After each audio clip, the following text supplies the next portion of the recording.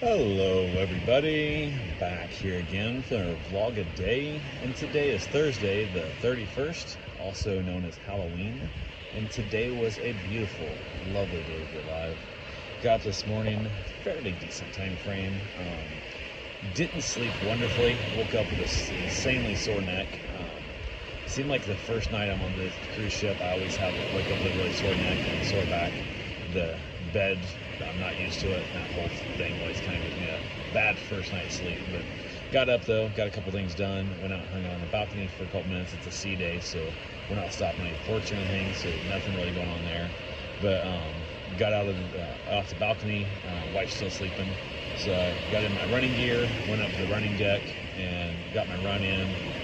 Got all that taken care of. Stopped by the galley, grabbed myself a plate full of fruits, and almost all watermelon, and a little bit of pineapple, and then basically grabbed a bacon, egg, cheese croissant, and headed back to the room. Filled my liter bottle of water up again after I drank 1 liter in the morning, and then I topped it off with my second liter of water, as I like to drink lots and lots of water out here on the cruise ship, especially when I'm drinking booze on a boat. I want to have more water to make sure I stay hydrated with the dehydration, the alcohol needs. So wife got up, she got around, and then we headed down I grabbed a shower, she got up and dressed, and that we headed down for breakfast, had ourselves a nice little breakfast, talked to a few people, and they have changed this crew over. They've got a bunch of new people who are here less than a month on their new route, and a lot of them don't know what they're doing apparently. They screwed up our breakfast orders, both hers and mine. I don't know. It is what it is. They'll learn, I guess. It just kind of sucks because you're just delaying more and more time to get the right order to you finally. So it doesn't make sense. And we were ordering stuff right off the menu, straight off the menu, and they're messing it up. So like I ordered a French toast burger, and she brought me just French toast, and I'm like, clearly there's a French toast burger. And the people next to us also like, yeah, you said burger.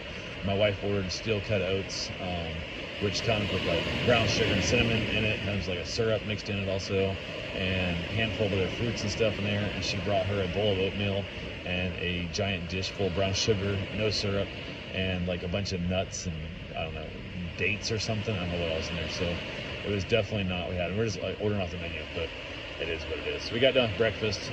Basically went and hung around the ship off and on, just kind of chilling out, talking to friends and stuff, just kind of doing our thing.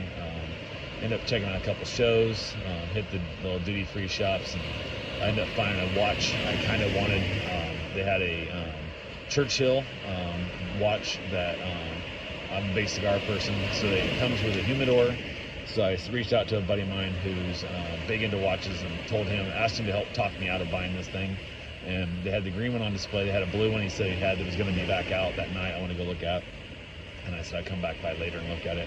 But all they had was the small humidor. They come with a big humidor or a small humidor, and the small humidor is won't even fit a Churchill size cigar, which is a common standard size in cigars. So like, why would you promote a watch for a gentleman the cigar is named after when it's not even actually going to fit a cigar that is his size? So it makes no sense. But talked myself out of that. Plus they were about, I don't know, $800 more than it would cost me to buy it retail off the website, which I would save in shipping. I would also save in taxes and stuff on it, but it doesn't equal out. So I think what I'm going to do is reach out and talk to my buddy and have him find me a used one. The used market I'll probably save about $1,500. I'll grab a used one maybe if I decide I want that watch down the road. And they did have the blue one back, but I don't know, it had a bubble date on it. I'm not a fan of the bubble date on that watch. So it seemed to me bubble dates should only be on Rolexes. I don't know why, just my bargain has to be a Rolex with a bubble date. So for that price, I can get a well-used Rolex that everybody's going to know. It's going to hold the value a lot longer if I do look at selling it at a later date kind of thing. So I went ahead and talked myself out of that. But we ended up just chilling out. Caught up a couple of shows here and there. Wife did some trivia and all that good fun stuff she was doing. And I set up on the smoking section in my comfy lawn chair, had myself a couple of cigars throughout the day, and ended up going out to dinner. Had ourselves a wonderful dinner. Had a couple of drinks. They ended up bringing me a drink that I have all the time that's just my favorite drink, called a Cricket. and they brought it to me in like a salted like margarita glass and stuff, and it was gross, and I was like, well, this is not what I ordered. And the woman was like, yeah, it always comes out. I'm like, no, unless they changed it. Like, I've had like 20 of these drinks on these ships, and this is not it. And she went back and realized they screwed it up. She brought me the right one. The one my wife ordered, she got the wrong drink also. She liked it as much, if not better, so she kept it, but it was not the drink she ordered, and she didn't know what it was that she got. But so we had that. It was always a fun little experience that you're getting the wrong stuff, but at least it was good for her. So, but yeah, we just chilled out, basically hanging around.